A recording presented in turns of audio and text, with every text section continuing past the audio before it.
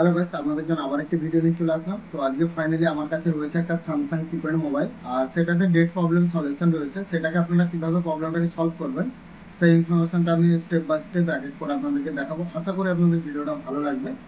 আর যারা যারা আমার চ্যানেলে নতুন রয়েছে অবশ্যই আমার চ্যানেলটাকে সাবস্ক্রাইব করে বেল আইকনে প্রেস করে নেবেন। আমি যখন মোবাইলের লেটেস্ট ভিডিও নিয়ে আসবো তো আপনারা সবার আগে নোটিফিকেশান পেয়ে যাবেন। ফাইনালি স্যামসাং 1215 মডেল, আর এটা ডেট প্রবলেম রয়েছে। আর ডেট আমি এখনো পর্যন্ত প্রবলেমটা সলভ করিনি। তো আপনাদেরকে কোন কোন জায়গা আপনাদেরকে ফলো করতে হবে, কীভাবে আপনারা প্রবলেমটা সলভ করবেন, পুরো এক এক করে স্টেপ বাই স্টেপ আপনাদেরকে ভিডিওর মাধ্যমে আমি বলে দেবো। তো আপনারা দেখতে থাকুন। অবশ্যই কিন্তু কমেন্ট বক্সে গিয়ে হাইপ অপশনটাই ক্লিক করতে একদম বলবেন। আপনাদের কোনো টাকা পয়সা লাগছে না, আপনারা হাইপ অপশনটা ক্লিক করলে তাহলে বেশি মানুষের কাছে আমার ভিডিওটা পৌঁছাবে। আর আপনারা মোবাইল সংক্রান্ত যে কোনো সমস্যার সমাধান আমার এই চ্যানেলেই পেয়ে যাবেন। তো আপনারা তাড়াতাড়ি সাবস্ক্রাইব করুন আর বন্ধুদের সাথে শেয়ার করুন ভিডিওটা।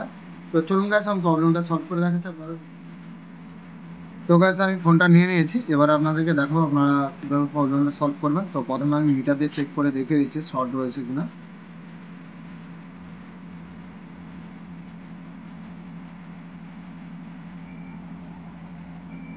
তো গাইস দেখতে পাচ্ছেন একদম কিন্তু শর্ট রয়েছে, আর এখানে মিটারে দেখাচ্ছে কিন্তু এইটা তো মাইনাস কানেকশান আর এটাও মাইনাস। তো এই পাশে এইটা প্লাস কানেকশান, কিন্তু শর্ট রয়েছে। তো আপনারা এই প্রবলেমটাকে কীভাবে সলভ করবেন সেটা আমি দেখাবো আপনাদেরকে। তো চলুন গাইস, এক এক করে আমি কোন কোন জায়গা থেকে কী কী রিমুভ করেছি আপনাদেরকে সেটাও রিমুভ করে দেখতে হবে প্রথমে।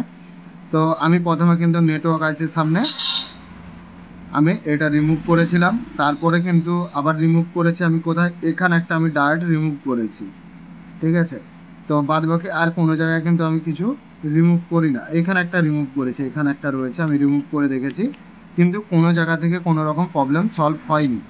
তো এবারে কিভাবে আপনারা প্রবলেমটা সলভ করবেন সেটা দেখাচ্ছি। যখন এই সব জায়গা থেকেও যদি না প্রবলেম সলভ হয় তাহলে আপনাদেরকে কি করতে হবে, পুরো স্টেপ বাই স্টেপ আপনারা ভিডিওটা দেখবেন, তবে আপনারা বুঝতে পারবেন। আপনাদেরকে কোনো রকমভাবে এই আইসি বা এই আইসি হিট দেওয়ার কোনো দরকার নেই।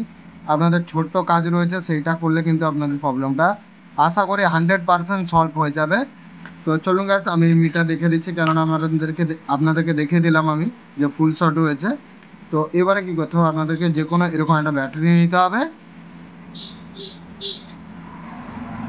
ব্যাটারি নেওয়ার পরে কী করতে হবে গাইস, তো আপনাদেরকে এই যে প্লাস আইকনটা রয়েছে, এই প্লাস আইকনটা এখানে দিতে হবে, আর দেওয়ার পরে কিন্তু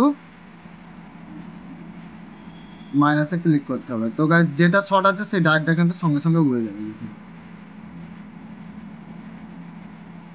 তো দেখতে পাচ্ছেন গাইস, এখানে কিন্তু লাইট জ্বলছে, আর এটাই ফাইনালি মেন প্রবলেম রয়েছে, আর ওইটাকে কিন্তু প্রবলেমটা সলভ করতে হবে।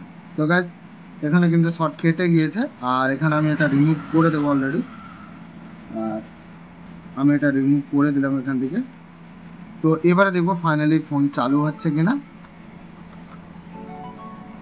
আমি ডিসি দিয়ে আপনাদেরকে চেক করে দেখিয়ে দিচ্ছি ফাইনালি মোবাইল চালু হচ্ছে কিনা।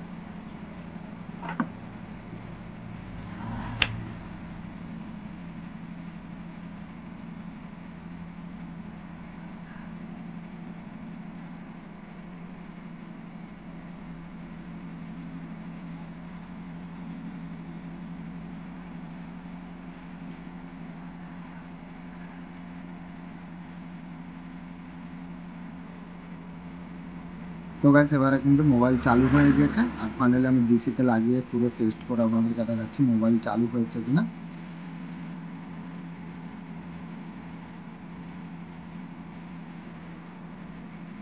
তো গাইস, মোবাইল কিন্তু পুরো রেডি। তো গাইস, ফোন কিন্তু চালু হয়ে গিয়েছে। তো আপনাদের যদি এই ধরনের প্রবলেম হয়ে থাকে অবশ্যই আপনারা খুব সহজে প্রবলেমটা সলভ করতে পারবেন। আশা করি আপনাদের ভিডিওটা দেখে খুবই ভালো লেগেছে, আর ভালো লাগলে অবশ্যই লাইক করে চ্যানেলটা সাবস্ক্রাইব করে বন্ধুদের সাথে বেশি বেশি পরিমাণে শেয়ার করে দেবেন। তো চলুন গাইস, আজকের ভিডিও আমি এখানে শেষ করলাম। আপনারা সবাই ভালো থাকবেন, সুস্থ থাকবেন। জয় হিন্দ, ধন্যবাদ।